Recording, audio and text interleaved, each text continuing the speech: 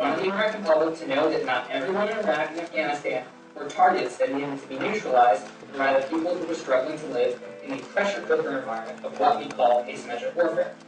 Bradley Manning said that he wanted the public to see at last, and this was the only way to do it, the reality of asymmetric warfare. See all those people standing down there?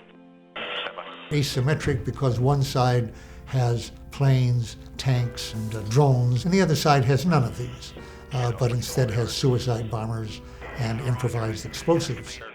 What that means, as Bradley Manning well knew, was the kind of war you see on that video. Light them all up. Come on, fire! Helicopters shooting unarmed civilians. That wasn't the only video that could have been put out.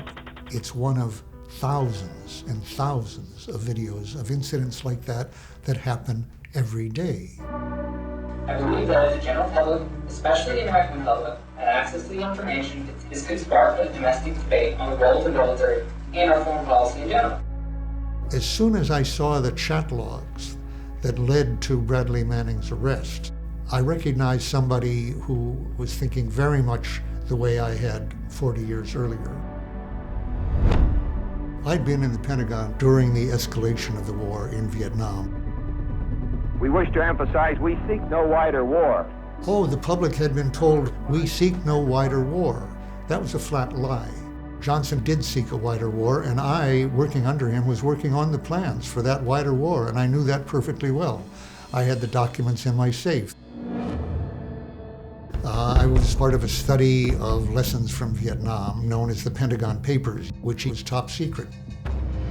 Reading the Pentagon Papers showed that every president, going back to Harry Truman, had been warned that there was no success that lay ahead in Vietnam, and further death achieved nothing for anyone.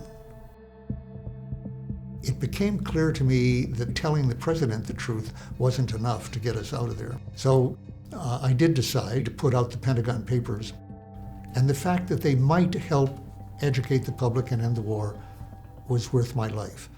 And I suspect strongly, without knowing him, that that's true of Bradley Manning. I felt I had accomplished something that allowed me to have a clear conscience based upon what I had seen, read about, and knew were happening in both Iraq and Afghanistan every day. Bradley Manning speaks for me! If he has been able to follow the news closely, he would know of the amount of support he's getting, but he would also know that we would have some 10,000 or more troops in Iraq right now had it not been for his revelations, because showing atrocities by American soldiers which had been denied by our government led Prime Minister Maliki to be politically incapable of granting the immunity for American troops from Iraqi prosecution that President Obama required to keep troops there. So in fact, since many of those troops would have died by now, he saves lives, in contrast to the charge that he had blood on his hands, this by people who were up to their armpits in blood from an aggressive war against Iraq. He took people out of harm's way. I am the type of person who likes to know how things work, and as an analyst, this means I always want to figure out the truth. I wanted to know why something was the way it was, and what we could do to correct or mitigate a situation. We marched! And we will continue to march! For Bradley Manning! Why is unauthorized truth-telling so important?